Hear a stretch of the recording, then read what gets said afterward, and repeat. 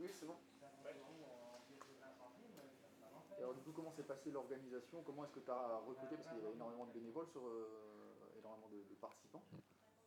C'est toute la ville d'Étrelles. Comment ça s'est passé pour recruter tout le monde? Alors, ouais, cette année, alors non seulement le modèle n'était pas du tout défini de faire une course cycliste, il n'y a rien, mais en plus, on s'est un peu adapté, nous aussi, dans le sens où, contrairement en 2015, où on avait tout organisé, tout coordonné d'un point de vue logistique, cette année, on s'était dit, vu le peu de temps qui restait, on voulait donner de l'autonomie à toutes les équipes.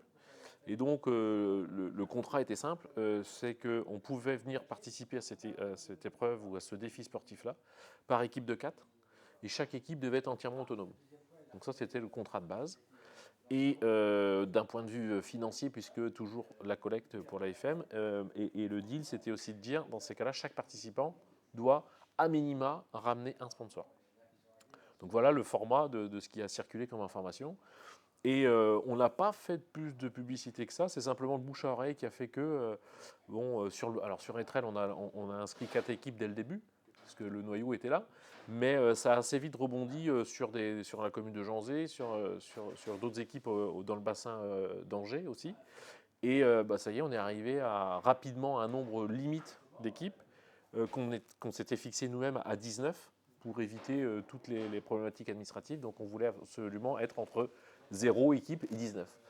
Et en fait, on a été agréablement surpris puisque en un mois et demi de temps, on était déjà une quinzaine d'équipes et puis on a tout bouclé, dans les 3 semaines qui précédaient le départ. Les personnes étaient inscrites avec une organisation, je répète, très simple. Chacun était complètement autonome, ce qui facilite aussi beaucoup l'organisation pour ceux qui sont à l'origine du projet, quoi. Donc chaque équipe loue elle-même son propre van. Chaque équipe gérait effectivement. Chaque équipe gérait complètement sa partie transport, ses vélos, sa restauration, tous ses équipements pour rouler et toute sa restauration sur la totalité. Nous, on mettait à disposition simplement le trajet, mis en sécurité par nos amis pompiers. On a mis à disposition 3 passages en caserne de pompiers pour se mettre au chaud et au sec, ce qui était plutôt bienvenu vu la météo. Et après, on a coordonné la partie hôtellerie pour le soir, où on a trouvé un accord assez sympa qui nous a permis d'être en autonomie dans un hôtel complet. Et puis c'est tout ce qu'on faisait. Donc après, chaque équipe devait s'organiser autour de ça. Donc là, on va commencer à décrire un peu l'itinéraire. Comment est-ce que ça va fonctionner? Donc le départ, le rendez-vous était donné le vendredi soir au 3B, c'est ça? Oui, rendez-vous vendredi soir au 3B à 21h30 pour le départ, mais convocation une heure avant, de manière à ce qu'on soit sûr que tout le monde soit bien présent et que l'on ait le temps de faire un briefing non négligeable, hein, parce que même si l'organisation est somme toute légère, il y a un minimum de risques à éliminer, surtout sur le fait qu'on roule la nuit, surtout que la météo n'était pas avec nous. Donc on a bien redonné les règles du jeu à l'ensemble des participants.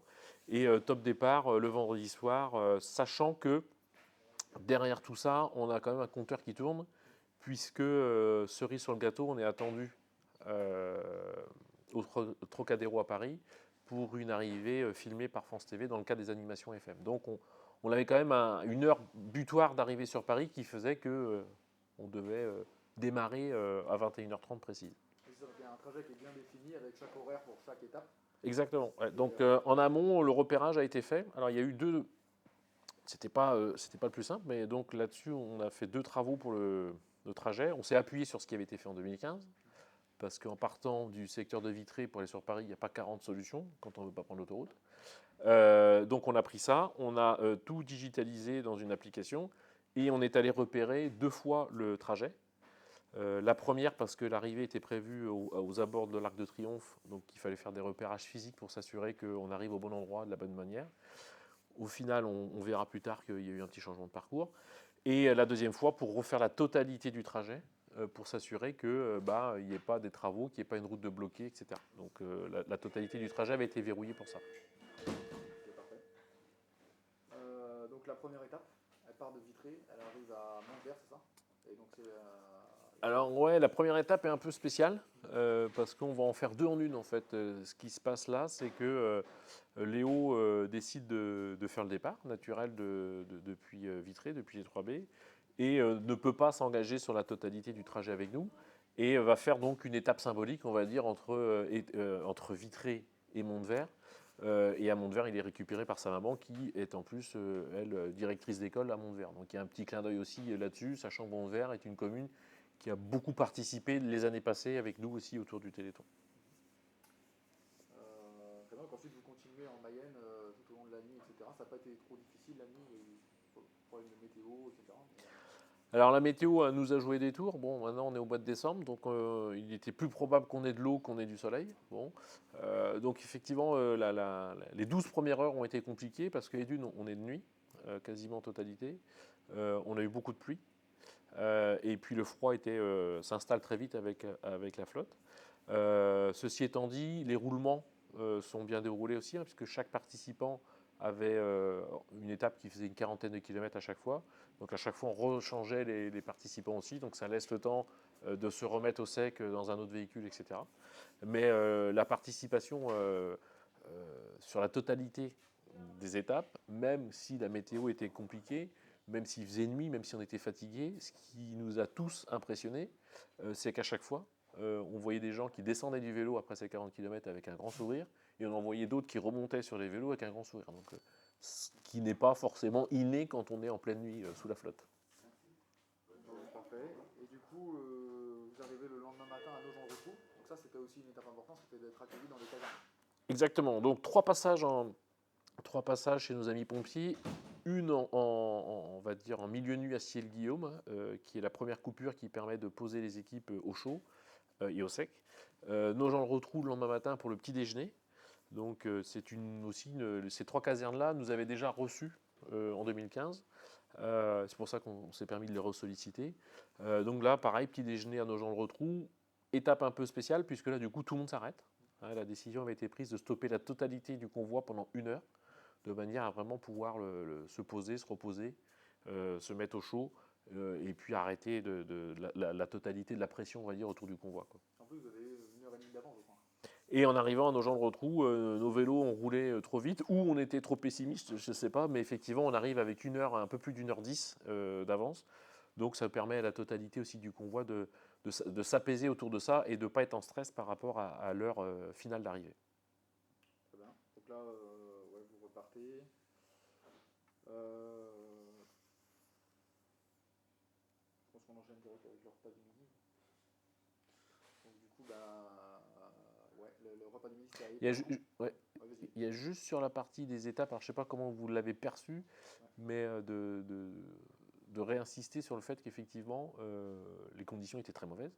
On a eu des routes qui étaient très mauvaises par endroits, et au final, on s'en sort, il n'y a pas eu une chute. Et ça, je trouve que c'est important parce que ça veut bien dire aujourd'hui que ce qui s'est passé pour qu'il n'y ait pas de chute, c'est que les personnes qui étaient sur les vélos ont fait attention, ont fait ce qu'il fallait et ont écouté les consignes. Et ça fait partie aussi de. Tout à l'heure, j'étais en train de dire que tout le monde avait le sourire, même qu'il pleuve ou qu'il vente, tout le monde avait le sourire. Mais n'empêche que l'état d'esprit des participants était très clair parce que s'il n'y a pas eu, entre guillemets, études et d'accidents, c'est bien que tout le monde était dans l'état d'esprit de la course, qui n'en était pas une d'ailleurs, qui était vraiment une balade, il n'y avait pas cet esprit compétition, et ça c'est un message. Enfin, nous on veut remercier, au nom des organisateurs, on veut vraiment remercier les participants d'avoir vraiment joué le jeu jusqu'au bout sur ce sérieux et la lucidité qu'ils ont gardé sur la totalité du trajet. Parce que c'était quand même le risque majeur, c'était qu'on ait un ou plusieurs vélos au sol. Ça s'est bien passé, sinon avec les pompiers aussi, je sais qu'il y a eu quelques voitures qui étaient un peu difficiles à mener, enfin qui voulaient s'incruster au milieu du cortège, etc. Alors sur la partie cortège, on a une chance phénoménale, hein. Donc on est encadré par 2 véhicules pompiers, donc 4 pompiers plus une infirmière qui était en permanence dans le convoi. Ça permet de sécuriser pour les participants s'il se passe quelque chose. Ça permet de sécuriser parce que le convoi est très visuel et ça impose une certaine priorité, on va dire, sur la circulation, qui fait qu'aussi, on a eu quelques endroits, oui, 2 ou 3 véhicules qui, de par la circulation, ont essayé de s'insérer dans le convoi, mais pareil, ça s'est très très bien passé. Et encore plus sur la partie arrivée finale sur Paris, dont on parlera tout à l'heure. Oui, ça aurait été impossible à faire sans les pompiers. Enfin, très compliqué. Alors, en 2015, quand on l'a fait on avait les pompiers simplement sur le véhicule arrière, le dernier véhicule, et on avait un véhicule d'ouverture devant, de publicitaire, etc. Ça n'a pas le même impact qu'un véhicule de pompier devant, forcément.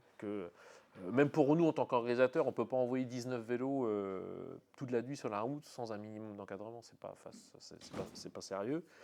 Et puis, ça rassure les participants aussi. Donc, heureusement qu'ils étaient là parce que, effectivement, ça aurait pu remettre en cause la faisabilité, mais aujourd'hui, chaque fois qu'on demande à des pompiers de participer de près ou de loin, que ce soit les 4 pompiers qui étaient avec nous, que ce soit le service départemental d'Ille-et-Vilaine qui autorise la mise à disposition des véhicules, que ce soit les casernes qu'on a sollicitées, à chaque fois on a un grand oui et on est reçu de manière exceptionnelle, quoi. Okay. Donc là on traverse la Beauce, etc. Donc le temps n'est pas terrible, les routes sont pas terribles non plus. Et on arrive à Épernon, c'est ça? Épernon. Ouais. Épernon, on arrive dans les horaires, voire un tout petit peu encore en avance, hein, ce qui permet à chacun aussi de nouveau de prendre le temps qu'il faut pour se restaurer correctement, parce que ça fait quand même quelques heures qu'on est parti et on n'est pas dans des conditions optimales. Un accueil à la hauteur de ce que sait faire cette caserne-là aussi, qui nous avait déjà reçus en 2015, qui était très content de nous recevoir. Une bonne pause, tout le monde se restaure. Et puis il y a déjà en tête, tout doucement, on installe le fait qu'on va arriver sur Paris, sur lequel on est attendu. Évidemment qu'on a tous l'envie d'arriver et de vivre l'arrivée ensemble. Donc on sent, enfin en tout cas c'est comme ça que moi je perçois les choses, c'est qu'au départ d'Épernon, ça y est, tout le monde a en tête que le plus dur est fait. Et que maintenant il n'y a plus qu'à se laisser glisser jusqu'au Trocadéro, quelques heures après, puisqu'on était vraiment très proche de l'arrivée, hein, puisqu'on est reparti vers 13h30 et on est arrivé, la totalité des coureurs a fini par arriver 4 heures après sur Paris. Donc là il y a un nouveau briefing, chacun enfile un gilet orange. Là, deuxième briefing, puisque en fait, pour des raisons d'organisation, on ne voulait pas, lors du briefing de départ, surcharger les instructions autour du process d'arrivée, etc., qui en plus n'était pas complètement calé avec les organisateurs sur Paris. Donc ça, on a fini de le caler, nous, pendant qu'on roulait, on a fini l'organisation. Donc là, ça nous permet de confirmer. On va avoir un visuel commun, donc avec un gilet orange qui nous permet d'identifier, puis de faire un visuel groupe, puisqu'on sait qu'il va y avoir une arrivée filmée. On réexplique bien aussi le process d'arrivée et de stationnement, puisque là on est en plein Paris, on est un samedi après-midi, donc c'est un peu compliqué pour le stationnement. Ça avait été aussi géré en amont avec les équipes de la FM Téléthon pour réserver des places de stationnement pour que la totalité de la trentaine de véhicules qui circulent quand même puissent se poser. Et puis une fois que le briefing est parti, tout le monde s'est refait. En tout cas, les 19 vélos se sont remis en route et repartis pour les dernières étapes du convoi. Donc les dernières étapes elles sont un peu plus difficiles.